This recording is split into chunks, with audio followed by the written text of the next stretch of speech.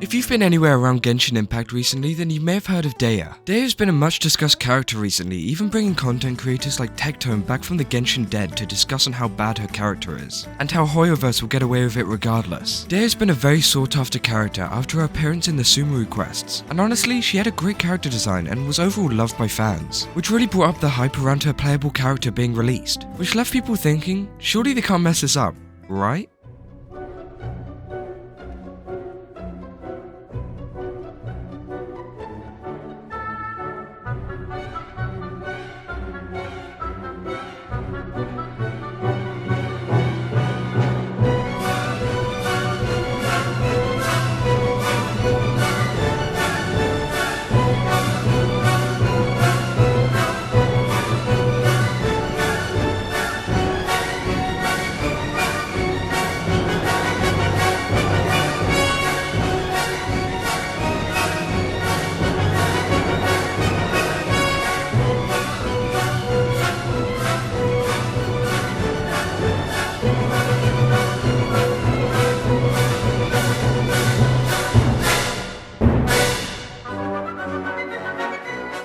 Well, they did mess it up, and it got bad. When Dehya first released and people were able to use her, they began to realize many of her awful playstyle traits. And the longer people got to try her out, the larger the Twitter thread grew, with thousands of people outraged at how Hoyoverse could actually sign off on such a terrible character. There are many problems the players encountered with Dehya. Firstly, with her elemental burst being cancelled whenever she jumps. And no, I'm not joking. Dehya's burst is almost like one big animation where she punches the enemy, giving the player no control. This is a huge issue, as I'm sure you know when playing Genshin Impact you jump a lot. So much in fact that you even just do it subconsciously. Now obviously you can learn just to not jump while using Dehya's burst, which is fine, but there will always be the chance that during a boss battle you'll accidentally just press the spacebar for your whole burst just to disappear into thin air.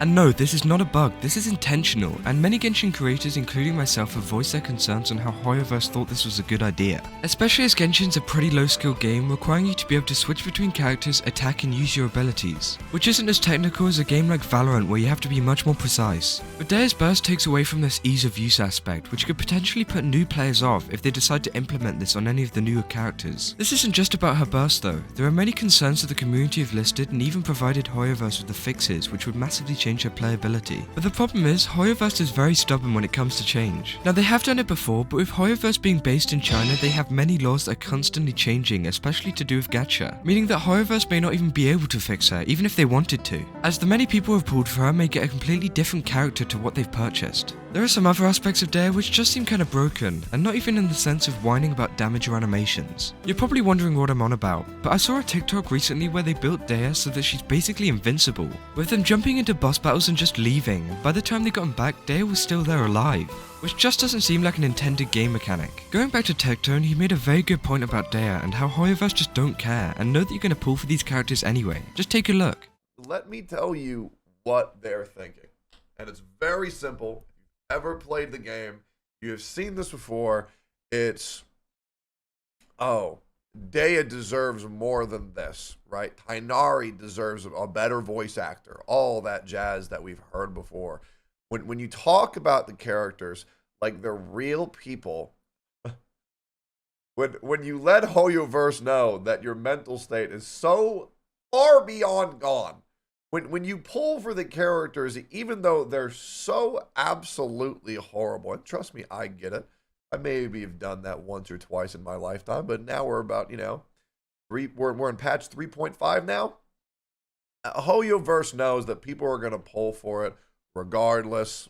Doesn't really matter what they do, because there's always going to be those people who say, oh, well, don't pull for meta, pull because they're your waifu. And the reality is it should never be that way. It should be both. Right? You should be able to pull because they're fun, and because they're good, and they're cool. Now will Dehya affect any of the characters we see in the future? Well, my honest answer is no. I generally think that this will be just a thing that happens every so often, which is quite a sad thing to say, as every character in Genshin Impact should be designed with the intention of being worth it. But it is true that we'll probably see more characters like Dehya which Genshin have intentionally underdeveloped, so that they can generate more money for less work. But this doesn't mean that every character will be like this. Heck, a majority of the new characters won't be like this at all. as Hoyoverse know that they can't afford to consistently bring terrible characters out, as players will just pick up and leave to play some other game. The announcements of Baiju and Kaveh are very promising, and I have good faith that Hoyoverse will look after these characters, especially as Baiju in particular has been a much loved Genshin character for way longer than Dehya, and that there's so much potential for a new Dendro 5-star healer. And if this ends up not happening, then we may start to witness the downfall of Genshin Impact. What do you think of Dehya and abilities? Let me know in the comments. And if you enjoyed this video, then don't forget to leave a like and subscribe. See ya!